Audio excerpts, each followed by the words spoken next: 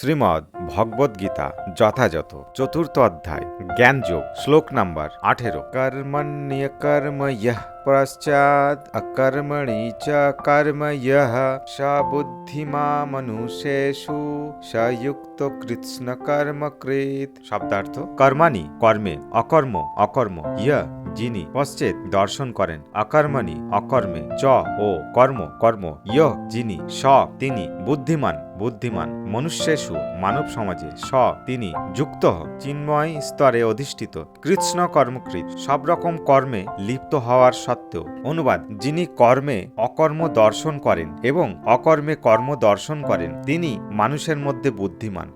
সব রকম কর্মে লিপ্ত থাকার সত্ত্বেও তিনি চিন্ময় স্তরে অধিষ্ঠিত। তাৎপর্য: কৃষ্ণ ভাবনায় অধিষ্ঠিত হয়ে যে মানুষ ভগবানের সেবায় ব্রতী হয়েছেন তিনি স্বাভাবিকভাবে সব রকমের কর্মের বন্ধন থেকে মুক্ত।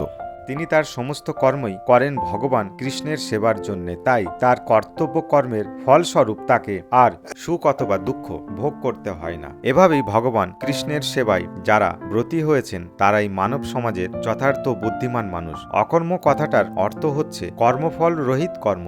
নির্বিশেষবাদীরা কর্মফলের ভয়ে ভীত হয়ে সব রকম কর্ম পরিত্যাগ করে। তারা মনে করে কর্ম করলেই তার ফল ভোগ করতে হবে এবং এই সমস্ত কর্মফল তাকে মুক্তির পথে প্রতিবন্ধক স্বরূপ হয়ে দাঁড়াবে। কিন্তু ভগবানের ভক্ত ভালোভাবেই জানেন তিনি হচ্ছেন ভগবানের নিত্য দাস। তাই তিনি সর্বতোভাবে ভগবান শ্রীকৃষ্ণের সেবায় নিয়োজিত থাকেন। ভগবানের সেবা করার জন্য তিনি সমস্ত কাজকর্ম করেন। তাই সেই সমস্ত কর্মের ফল ভগবানই গ্রহণ করেন, তাকে আর তা ভোগ করতে হয় না। এভাবেই ভগবান শ্রীকৃষ্ণের সেবা করার ফলে তিনি সব রকম কর্মবন্ধন থেকে মুক্ত হন এবং সর্বদা চিন্ময় আনন্দ উপভোগ করেন। তাই বলা হয় কৃষ্ণ ভক্ত নিষ্কাম, কারণ তার ব্যক্তিগত কোনো কামনা নেই। তিনি তার নিজের ইন্দ্রিয় তৃপ্তি সাধন করার জন্যে কোনো কিছুই আশা করেন না। ভগবান শ্রীকৃষ্ণের নিত্য দাসত্ব করার পরম আনন্দ লাভের ফলে তিনি জড় ইন্দ্রিয় সুখ ভোগের সমস্ত বাসনার নিরর্থকতা উপলব্ধি করতে পারেন